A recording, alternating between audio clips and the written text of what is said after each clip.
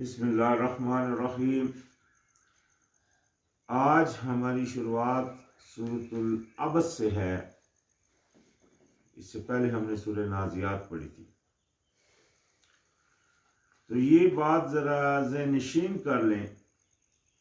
ہمارے ہاں عقیدہ رکھا جاتا ہے، سوچ رکھی جاتی ہے کہ انبیاء سے غلطی نہیں ہوتی، نبی علیہ السلام سے کوئی غلطی نہیں ہوئی۔ جیسا کہ میں نے پیچھے بھی بیان کیا تھا کہ نبی علیہ السلام سے چند خطائیں سرزد ہوئیں جن کو اللہ پاک نے قرآن میں ڈکلیئر کیا، جس طرح کہ سورہ توبہ میں ہم نے پڑھا کچھ لوگوں کو نبی علیہ السلام نے اجازت دے دی، تو اللہ پاک نے فرمایا آپ نے ان کو اجازت کیوں دی؟ اس سے پہلے کہ آپ کے اوپر ظاہر ہو جاتے وہ بھی جو سچے ہیں اور ظاہر ہو جاتے وہ بھی جو جھوٹے ہیں۔ دوسری جگہ جو ہم نے پیچھے پڑھا، جب نبی علیہ السلام نے اپنے اوپر کچھ کھانا چھوڑ دیا تو اللہ پاک نے فرمایا آپ نے کیوں حرام کر دیا اسے جو اللہ نے آپ کے لیے حلال کیا۔ اور تیسری یہ سورۃ العبس جو ابھی ہم شروعات کر رہے ہیں، اس میں کوئی بندہ نبی علیہ السلام سے کچھ پوچھنے آیا تو نبی علیہ السلام نے اس کی طرف سے منہ موڑ لیا، بوجہ اس کے کیونکہ اس وقت نبی علیہ السلام کچھ لوگوں میں کھڑے تھے جو زیادہ تر اس کے بارے میں کہا جاتا ہے یہ ساری بات، لیکن جو مین چیز ہے جو قرآن میں بیان ہے، اللہ پاک نے فرمایا ابسا و تولا، یعنی کہ تیوری چڑھائی، ناراضگی کا اظہار کیا اور اس نے منہ پھیر لیا، تھوڑی سی ناراضگی کا اظہار کیا اور منہ پھیر لیا۔ ان جاءہ الاعمی، کہ آیا اس کے پاس ایک نابینا، یعنی کہ چونکہ نبی علیہ السلام اس وقت کسی اور لوگوں کے ساتھ کھڑے تھے یا کسی کو بتا رہے تھے جو بھی عمل تھا، لیکن ایک اندھا جب آیا تو اس سے انہوں نے تھوڑا سا ناراضگی کا اظہار کیا اور منہ پھیرا۔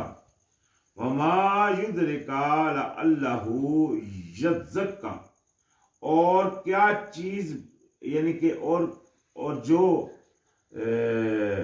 اور نہیں آپ کو، یعنی کہ ادراک آپ کو اس کا علم، شاید وہ پاک ہو جاتا۔ دیکھیے اللہ پاک نے خود ہی فرمایا کہ آپ کو اس کا علم نہیں ہے کہ شاید وہ جو آیا تھا وہ پاکی اختیار کرتا ہے، یعنی کہ وہ اندھا جو آیا آپ کے پاس اور آپ نے تیوری چڑھائی اور منہ پھیر لیا، شاید اللہ پاک نے فرمایا اور جو یہ اور نہیں آپ کو اس کا علم کہ وہ جو آیا آپ کے پاس کہ پاک ہو، اس سے کہ ظاہر ہوا کہ نبی علیہ السلام غیب نہیں جانتے تھے۔ اگر وہ غیب جانتے ہوتے تو ان کو تو پتا ہوتا، تو وہ ڈکلیئر اللہ پاک فرما رہے ہیں کہ آپ نہیں جانتے، آپ کو ادراک نہیں کہ وہ جب آیا تھا تو ہو سکتا ہے وہ کوئی پاکی اختیار، یہاں زکا کا لفظ ہے، زکات یعنی کہ پاک اختیار کرتا، پاکی اپنا اختیار کرتا یا پاک ہو جاتا۔ او یذکرا فتنفعہ الذکرہ، یا نصیحت پکڑتا، یا نصیحت جو ہوتی تو وہ کیا کرتا، تو فائدہ دیتی اسے وہ نصیحت، یعنی کہ اگر آپ اس کو نصیحت کرتے، آپ نے تیوری چڑھائی اور منہ پھیرا، تو اگر آپ اس کو نصیحت کرتے تو وہ نصیحت اختیار کرتا۔ یہ دیکھیں سب آیتوں میں اللہ پاک اپنے نبی کو وہ اس بات کے اوپر جب انہوں نے تیوری چڑھائی تو اس کو وہ جس طرح ہم بولتے ہیں کسی کو ٹوکنا، تو وہ ٹوک رہے ہیں ان کو اور ان کو ہدایت دے رہے ہیں۔ اما من استغنا، رہا وہ جو بے پرواہ، یعنی کہ بے پرواہی کرتا ہے، فانت لہ تصدی، تو آپ اس کے لیے آپ توجہ کرتے ہیں، یعنی کہ نبی علیہ السلام چونکہ یہاں جو زیادہ تر مفسرین نے یہ بات لکھی ہے کہ اس وقت نبی علیہ السلام کچھ امیر لوگوں کے پاس کھڑے ہوئے تھے اور ان کو ہدایت کر رہے تھے، وہ جو قریش کے لوگ تھے کچھ، تو جب وہ اندھا آیا تو نبی علیہ السلام کو بڑا برا محسوس ہوا کہ میں ابھی ان سے بات کر رہا تھا، یہ کہاں سے آ گیا، تو جس طرح بندے کے اندر وہ چیز آتی ہے، تو اس سے انہوں نے اس کی طرف سے منہ پھیرا اور برا محسوس کیا، تو یہ بات ساری اس کے اوپر پکڑ ہوئی. تو اللہ پاک نے فرمایا آپ اس کے لیے تو آپ توجہ کرتے ہیں یعنی کہ جو بے پرواہ ہے. وما علیک اللہ یزکا، حالانکہ نہیں ہے آپ پر کہ نہیں وہ پاک ہوتا. یعنی کہ اگر وہ پاک دوسرا بندہ نہیں ہوتا، یعنی کہ جو جس کو آپ بڑی شوق سے سنانے کی کوشش کر رہے ہیں، وہ اگر پاک نہیں ہوتا تو اس کی ذمہ داری آپ کے اوپر نہیں ہے. یہ تو وہ اگر کوئی پاکی اختیار کرتا ہے تو اپنے لیے پاکی کرتا ہے. اگر کوئی دھیان کرتا ہے کسی بات میں تو اپنے لیے دھیان کرتا ہے. اگر کوئی اپنی حالت کو سدھارتا ہے تو وہ اپنے لیے سدھارتا ہے. اس میں کسی کا وہ کچھ نہیں، نہ اس کو کسی کو فائدہ دے رہا ہے نہ کسی کو نقصان کر رہا ہے. ہاں جو کہہ رہا ہے وہ اپنی ڈیوٹی پوری کر رہا ہے، اس کا اجر اللہ پاک لکھ رہا ہے. اسی طرح اگر آپ کسی کو نیکی کی تلقین کرتے ہیں یا برائی سے روکتے ہیں تو آپ اپنی ڈیوٹی کر رہے ہیں، یہ اللہ کی طرف سے عائد ہے، آپ کے اوپر فرض ہے. لیکن اگر وہ کوئی جس کو آپ کہہ رہے ہیں وہ سنتا ہے، وہ چلتا ہے نہیں چلتا ہے، وہ اس کی ذمہ داری ہے پھر. تو یہی بات اللہ پاک نے فرمائی. وَأَمَّا مَنْ جَاءَكَ يَسْعَىٰ، اور رہا وہ جو آیا آپ کے پاس دوڑتا ہوا، یعنی کہ رہا وہ جو آیا آپ کے پاس کوشش کرنے کے لیے، یعنی کہ بھاگتا ہوا آیا آپ کے پاس. وَهُوَ يَخْشَىٰ، اور وہ ڈرتا بھی ہے. اس کے یہ دیکھیں ابھی اس کے اندر کی کیفیت تھی. وہ جو بندہ نبی علیہ السلام کے پاس آیا وہ اندر سے کس طرح تھا اللہ کو پتا تھا. وہ دوسرے کون تھے وہ اللہ کو پتا تھا. تو لہذا اس بندے کو اللہ پاک نے، اپنے نبی کو اللہ پاک نے اس بندے کی یہ باتیں بیان کر کے مطلب ان کو حقیقت سے آشنا فرمایا، یعنی کہ ان کو بتا دیا کہ اصل اس کے اندر کیا چیز تھی. فَأَنْتَ عَنْهُ تَلَهَّا، تو آپ اس سے بے رخی برتتے ہیں. یعنی کہ وہ جو دوڑتا ہوا ہے، یہ دیکھیں اللہ پاک اپنے نبی علیہ السلام کو بار بار یہ باتیں کہہ کر مطلب ان کی ایک قسم کی پکڑ کر رہے ہیں. کلا، ہرگز نہیں، انہا تذکرۃ، ہرگز نہیں، بے شک یہ تو صرف ایک نصیحت ہے. یعنی کہ یہ قرآن جو آپ بیان کرتے ہیں یہ تو ایک نصیحت ہے. فمن شاء ذکرہ، بس جو کوئی چاہے اس کو یاد رکھے. دیکھیں نا، قرآن کو یاد رکھنا یہ بہت بڑی ذمہ داری ہے. قرآن پڑھ لینا یہ بھی تو ضروری ہے، لیکن پھر اس کو یاد رکھنا، اس کے اوپر عمل پیرا ہونا، اصل کام یہ ہے. تو لہذا یہی فرمایا جو چاہے اس کو یاد رکھے. فی صحف مکرمات، وہ صحیفوں میں ہے عزت والے. یہ قرآن کے صحیفے جو ہیں یہ عزت والے صحیفے. یہاں سے بات اللہ پاک نے اپنے اس کتاب کی، اس کتاب کو عزت دی. اسی طرح یہ قرآن نازل کیا گیا جس طرح اللہ پاک نے پہلے فرمایا لوح محفوظ میں، اور اس کو پاک لوگ ہاتھ لگاتے ہیں، تو اللہ پاک نے اس کی بھی پاکی بیان کر دی، یعنی کہ اس لوح محفوظ کی بھی. مرفوعات مطہرات، بلند مرتبہ نہایت پاکیزہ. یعنی کہ وہ جو یہ جو جہاں لکھے ہوئے ہیں وہ بلند مرتبہ ہیں اور نہایت پاکیزہ ہے. وہ جو لوح محفوظ ہے وہ بھی، اور یہ اوراق بھی جس میں یہ مطلب یہ قرآن درج ہے.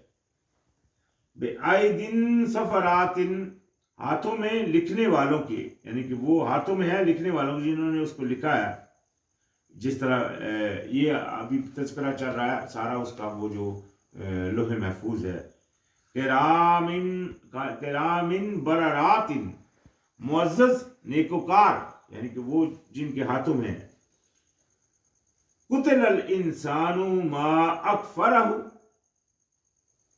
مارا جائے انسان کس قدر جو یہ ناشکرا ہے.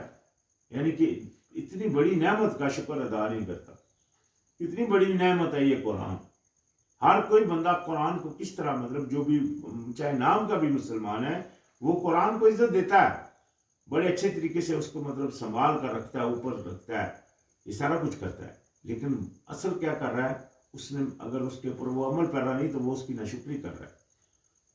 وہ اللہ تعالیٰ کی اس بڑی نعمت کو مطلب اس کا شکر نہیں ادا کر رہا. شکر ادا کرنا اس کا یہ ہے کہ اس کے اوپر عمل پیرا کیا جائے، عمل کیا جائے جو اللہ پاک نے بھیجا ہے. کیونکہ یہ عزت والا کیوں ہے یہ سارا قرآن، یہ پاک ورقوں میں کیوں ہے؟ کیونکہ اس میں اللہ کی بات لکھی ہوئی ہے، اللہ کے حکم درج ہے، اس لیے یہ پاک ہے. اس ورقے بھی پھر پاک ہو گئے، وہ کتاب بھی پاک ہو گئی. صرف وجہ اس کی کیا ہوئی؟ کیونکہ اس میں اللہ تعالیٰ نے اپنی بات کو درج کر دیا، اپنے حکم کو لکھ دیا، اس لیے وہ پاک ہے. تو اس کی پاکی کا جو اس کی شکر گزاری ہے وہ یہ ہے کہ اس کی بات کے اوپر عمل کیا جائے. پھر تو اگر رکھ چھوڑا انہوں نے تو پھر تو انہوں نے اللہ کی قدر ہی نہیں کی، نہ ہی اس کتاب کی انہوں نے قدر کی جو اتنی قیمتی ہے، جس کے بارے میں اللہ پاک نے خود قرآن میں فرمایا فَبِذَلِكَ فَلْيَفْرَحُوا وَهُوَ خَيْرٌ مِّمَّا يَجْمَعُونَ، کہ اس کے لیے تم فخر کرو، یہ بہتر ہے اس سے جو تم جمع کرتے ہو، یعنی کہ یہ قرآن. تو فرمایا من ای شیء خلقہ، کس چیز سے یعنی اسے پیدا کیا. کتنا ناشکرا ہے انسان، اور کس چیز سے یہ پیدا کیا گیا. من نطفۃ خلقہ فقدرہ، ایک نطفے سے اس نے پیدا کیا اسے، پھر اس کا اندازہ مقرر کیا، یعنی کہ کتنا جیے گا، کہاں کیا اس کا مطلب ملے گا، یہ اللہ پاک نے اس کا اندازہ، وہ تقدیر جس کو ہم بولتے ہیں.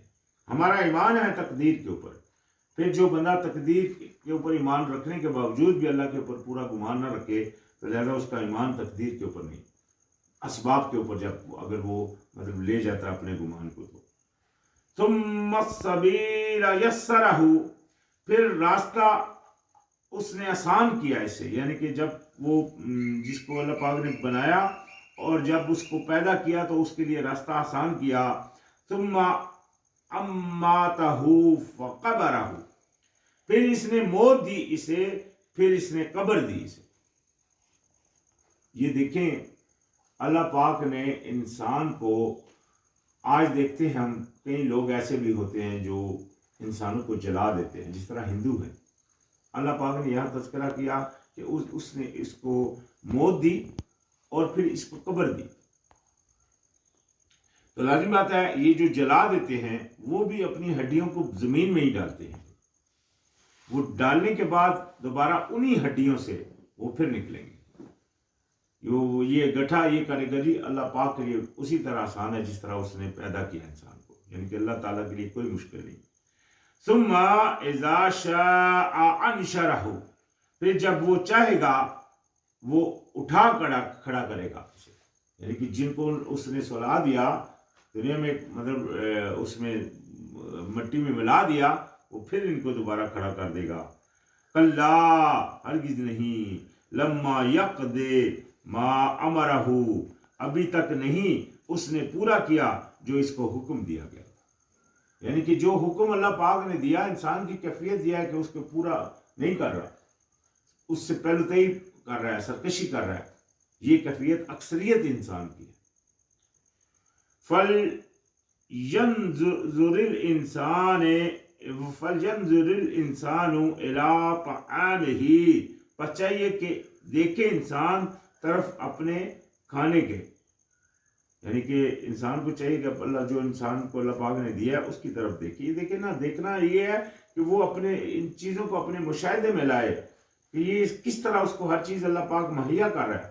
کئی ایسے لوگ ہیں جو بالکل غریب ہوتے ہیں، بالکل ان کو یہ بھی نہیں پتا ہوتا ہمارا کل کیا بنے گا، اور اچانک سے ان کے پاس کھانا بھی آ جاتا ہے، چیزیں بھی پوری ہو جاتی ہیں. تو یہ سارا کچھ اس کے مشاہدے میں آ رہا ہوتا ہے روز. پھر بھی وہ نا امیدی کے اوپر اگر اڑا رہے، پھر بھی کہے کہ ہاں مجھے تو کچھ ملا ہی نہیں، میں تو بس غربت میرے لیے ہے، یا مجھے سے کیوں اللہ پاک ایسا کر رہا ہے. تو یہ نا شکری کے ورڈز ہیں جو کہہ رہا ہوتا ہے وہ، کیونکہ اللہ پاک تو اسے دے ہی رہا ہے چاہے وہ کچھ کر رہا ہے یا نہیں کر رہا ہے. انا سببنا الماء سبا، بے شک ہم نے انڈیلا، ہم نے پانی خوب ڈالنا، یعنی کہ اللہ پاک نے پانی کو بھیجا اس پانی کی وجہ سے. کیوں؟ کیونکہ پھر اللہ پاک نے کیا فرمایا، ثم شققنا الارض شقا، پھر پھاڑی ہم نے زمین خوب پھاڑنا، یعنی کہ وہ پانی نازل ہوا اور پانی سے پھر زمین ہم دیکھتے ہیں پھٹ کر اس میں سے پودے یا اس میں نباتات اگتی ہیں، جس طرح مطلب اناج وغیرہ ہوتا ہے یا مطلب پھل وغیرہ، وہ زمین کی سے پھٹ کر نکلتے ہیں. تو یہ پھٹنا ان کا ہوتا ہے جب وہ پانی نازل ہوتا ہے. فَأَنبَتْنَا فِيهَا حَبًّا، پھر اگایا ہم نے اس سے گلا، یعنی کہ وہ پانی کی وجہ سے. وَعِنَابًا قضبن یعنی کہ اور انگور اور ترکاری، یہ چیزیں ہم نے اگائی. انگور ترکاری ہم دیکھتے ہیں جس طرح یہ زیتون ہے وہ کس طرح کا مطلب اس کا فروٹ ہے، وہ جو اس کی مطلب ہم کھاتے ہیں زیتون، تو وہ خود ترکاری لے کر پیدا ہوتا ہے. وَالزَّيْتُونَ وَنَخْلًا اور زیتون اور کھجور، یہ چیزیں یہ اللہ کے وہ چیزیں ہیں جو ہم مطلب ہمارے پاس ہوتی ہیں جن کو سے ہم فائدہ حاصل کرتے ہیں. وَحَدَائِقَ غُلْبًا اور باغات گنے. وَفَاكِهَةً وَعَبًّا اور پھل اور چارہ، یعنی کہ یہ ساری چیزیں ہمارے مشاہدے میں ہم روز دیکھ رہے ہیں، ہم کو نظر آ رہی ہیں. متاع لکم ولانعامکم، اس میں فائدے ہیں تمہارے لیے اور یعنی کہ تمہارے جانوروں کے لیے. فَإِذَا جَاءَتِ الصَّاخَّاتُ تو جب آ جائے گا کان بہرا کر دینے والی سخت آواز، یعنی کہ جس دن وہ آ جائے. یہ ساری چیزیں تو ابھی آپ دیکھ رہے ہو، کھا بھی رہے ہو، لے بھی رہے ہو. تذکرہ اللہ پاک نے اپنی کتاب کا بھی پیچھے فرما دیا کہ اتنی بڑی آپ کو نعمت بھی دی. اگر آپ اتنا کچھ سب کچھ لینے کے باوجود بھی، یہ نعمت پاس ہونے کے باوجود بھی اگر آپ اللہ کے راستے کے اوپر نہیں چلیں گے تو اللہ پاک نے فرمایا تو جب آ جائے گی یعنی کہ وہ بیرا کرنے والی، یوم یفر المرء من اخیہ، تو یہ ابھی اس دن کے حالات آ گئے. اگر آپ نہیں چلیں گے اللہ کی اس ہدایت کے اوپر جو اللہ پاک نے اپنے پاک ورکوں میں رکھی ہیں، تو پھر جس دن وہ پھونک پھونک ماری جائے گی، آواز دی جائے گی، اس دن بھاگے گا انسان اپنے بھائی سے. بھائی کتنا عزیز ہوتا ہے دنیا میں، اپنے بھائی کے لیے بندہ کیا کچھ کرتا ہے. اس کا مطلب بازو اگر صحیح جو اخلاقی بھائی ہوتے ہیں، اصل میں دیکھا جائے تو بھائی بھائی کا بازو ہوتا ہے. دنیا میں یہ عمل ہوتا ہے، لیکن اس دن وہ بھاگے گا انسان اپنے بھائی سے، وَأُمِّهِ وَأَبِيهِ اور اپنی ماں سے اور اپنے باپ سے. ماں باپ کے لیے کتنا کچھ دنیا میں کرتا ہے. میرا ماں میری باپ، ان کی خاطر ہو سکتا ہے سب اپنی پرواہ نہ کرے. یہ انسان کی کیفیت دنیا میں ہوتی ہے، لیکن اس دن وہ انسان جو اپنے رب کی فرمان برداری کے اوپر نہ تھا، وہ بھاگے گا اپنے بھائی سے بھی، اپنی ماں سے بھی، اپنے باپ سے بھی.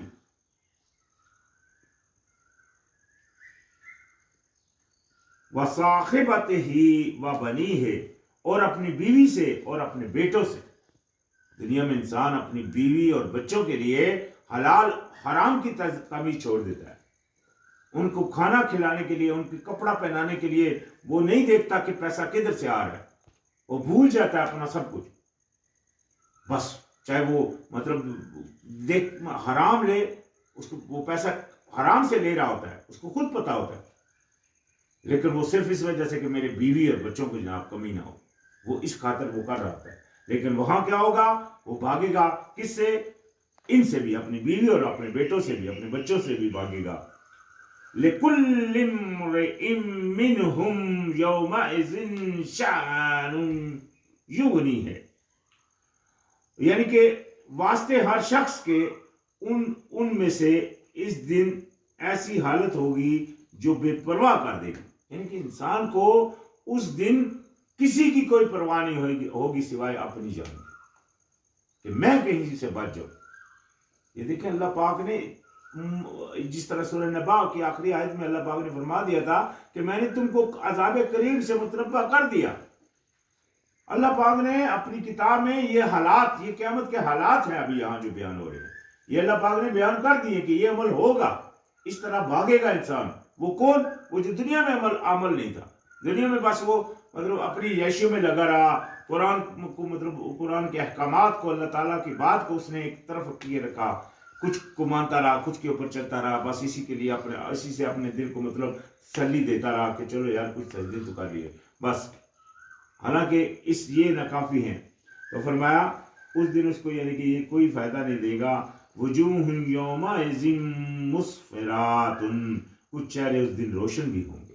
یعنی کہ اس دن یعنی کہ سب ایسا ہی ہوں گے، ایسے چہرے بھی ہوں گے کچھ جو روشن ہوں گے. وہ روشن کون ہوں گے؟ جنہوں نے دنیا میں اللہ تعالیٰ کی خوشنودی کے لیے سب کچھ کو، ساری چیز کو ترک کر دیا تھا.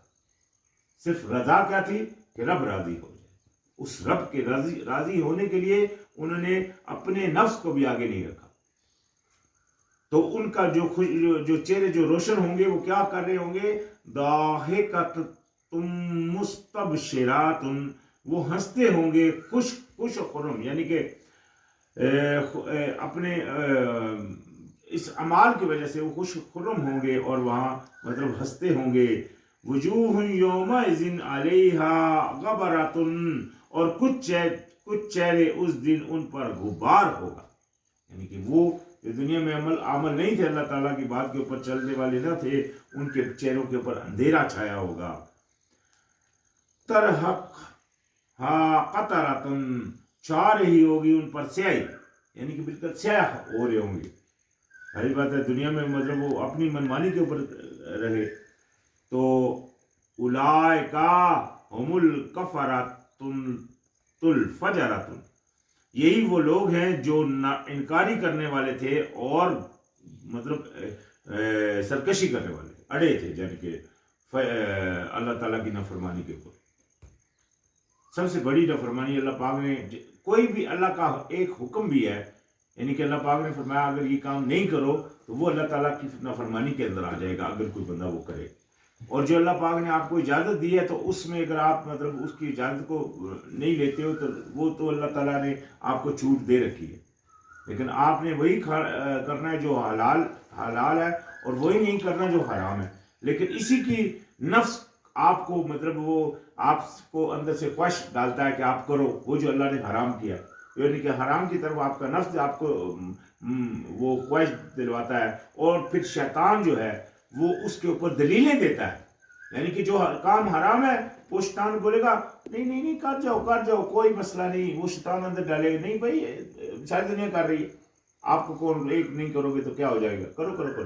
تو وہ دلیلیں دے کر اس کے اوپر آمادہ کرتا ہے اس کو کہ وہ انسان اللہ تعالیٰ کی وہ نافرمانی کر دے.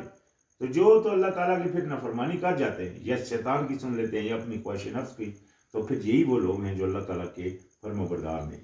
تو خیر آج ہمارا اختتام ہو گیا سورۃ العبس پر، اور انشاءاللہ پھر یہاں سے آگے شروعات ہوگی. السلام علیکم.